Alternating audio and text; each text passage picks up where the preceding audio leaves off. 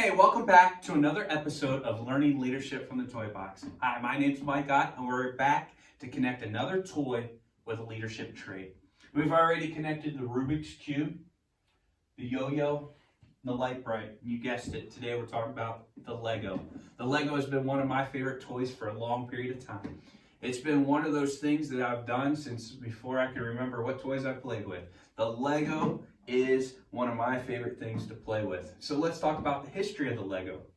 History of the Lego a little bit.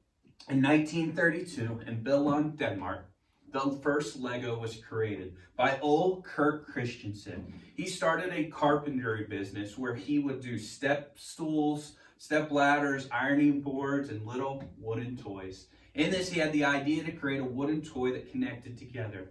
And he created a wooden toy that would be later known as the Lego. He called it Legot in Danish, which means play well. In 1942, his business burned to the ground. And so he came back trying to figure out what to do.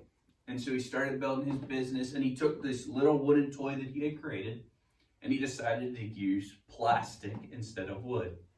In 1949, he would introduce to Europe the automatic binding brick. Can you imagine if that's what we call the Lego today, the automatic binding brick? In 1961, he would introduce it to America, and the rest would be history, as the Lego has been known as the toy of the past century. Some of the facts about the Lego. Over 400 billion Legos exist in the world today. In fact, if we were to take all the Legos in the world, take the first one, put it on the ground, and stack them on top of each other, they would reach 2.4 million miles high. That's like 10 trips from here to the moon. It would be a big tower. Unfortunately, towers would not be built that far because it would probably either fall over or the Legos would break. Well, what would it take for a Lego to break? Well, if we were to take Legos and start from the ground and start building it up, we get to about 2.17 miles high before that first brick on the bottom would actually break. And every parent right now is thinking, that makes total sense. Because I've stepped on Legos and they have broken me versus me breaking them.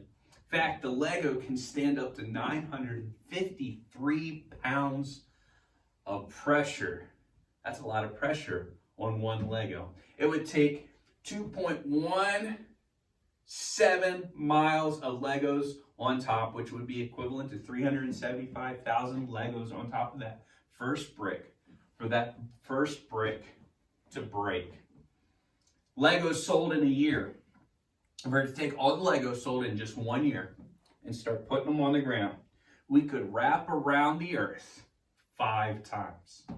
In fact, if we were to take everybody on the earth and say we're gonna contribute equally Legos among everybody,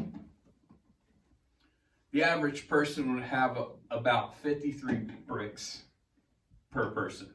Each person would have about 53 bricks. Today we're going to take this toy, the Lego, we're going to connect it to a leadership trait. And the leadership trait that's chosen is that of relationships. That of relationships. Your relationship is more important than your position. Let me say that again. Your relationships are more important than your position.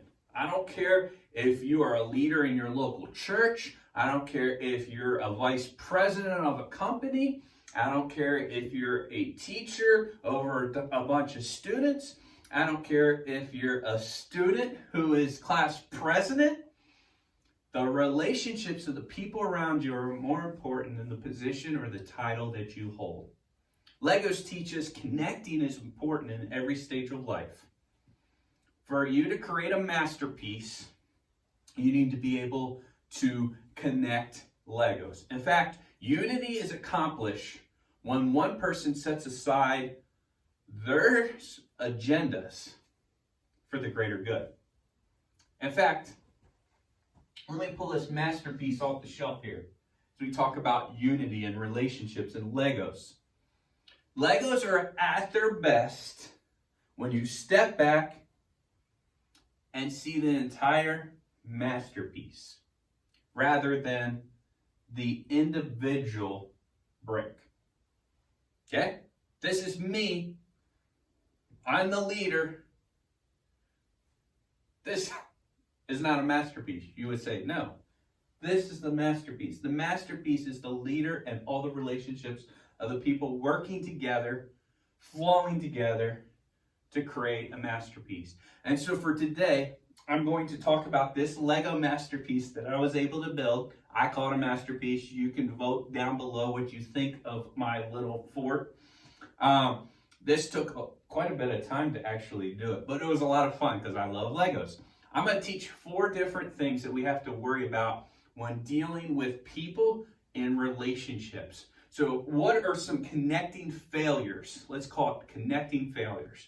4 things that you could do wrong to hurt relationships where you are a leader. So if I'm a leader and I'm building whatever that is, a program, an event, a business, teaching kids in a classroom, I want to be careful that I don't have misplaced bricks.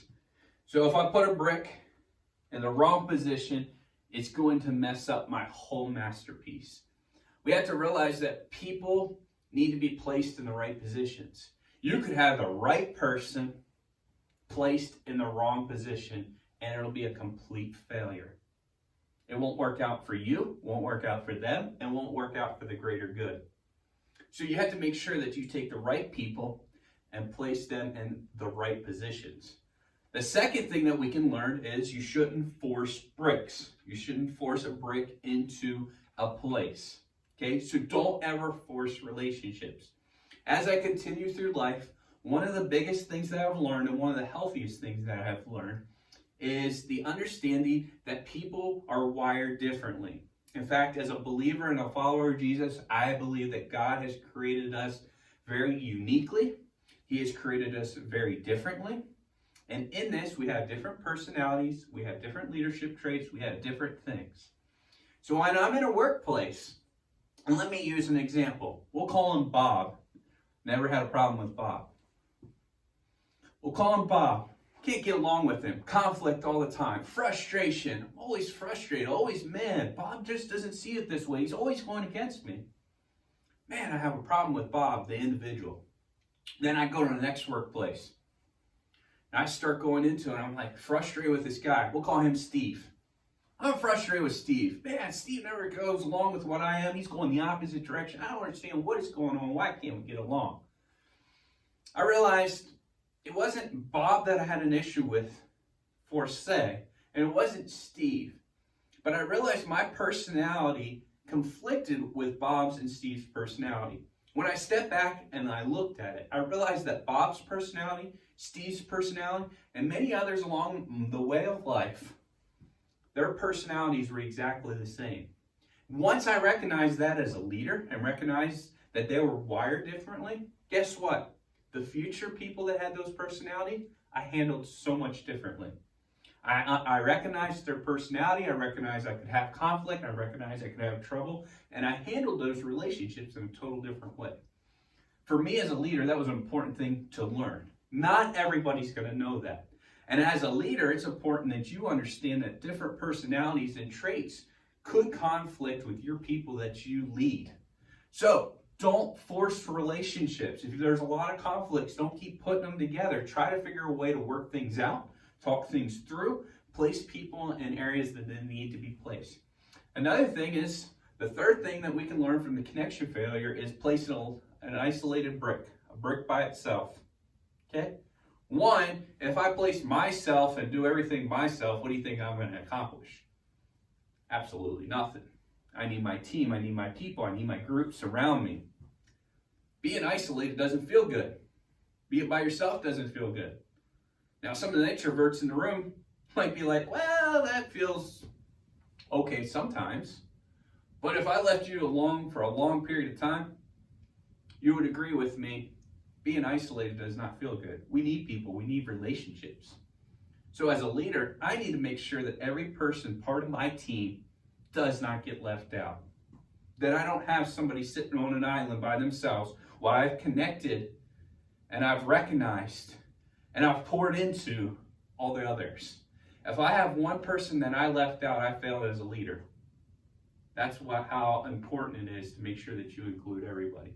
So connection failures, misplaced bricks, forced bricks, isolated bricks, and lastly, unorganized bricks.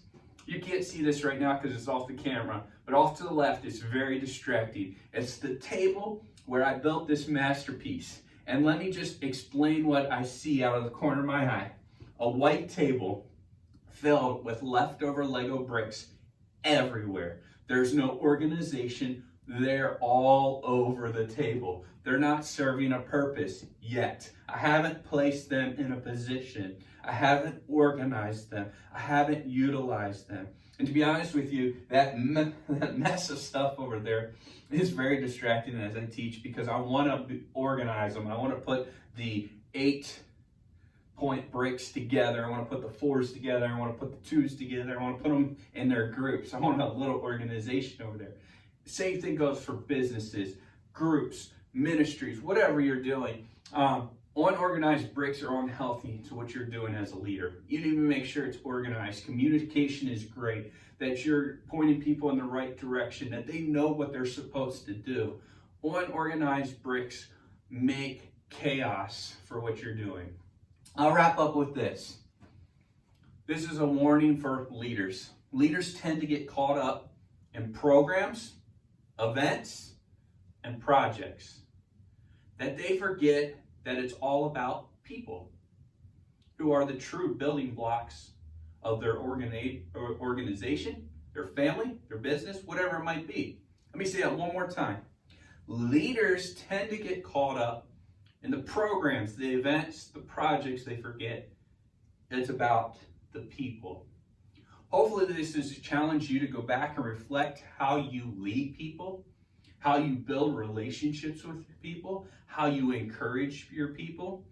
Go back and look. Do I have people that are out of place?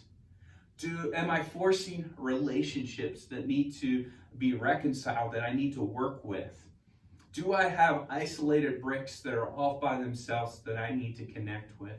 And how is my organization as a leader? Am I communicating? Am I directing? Am I being the leader that I need to be to keep those relationships strong? I hope you've enjoyed this episode of learning leadership from the toy box and connecting the Lego with the relationships. We'll come back with another toy and a different episode, and I'll talk to you then.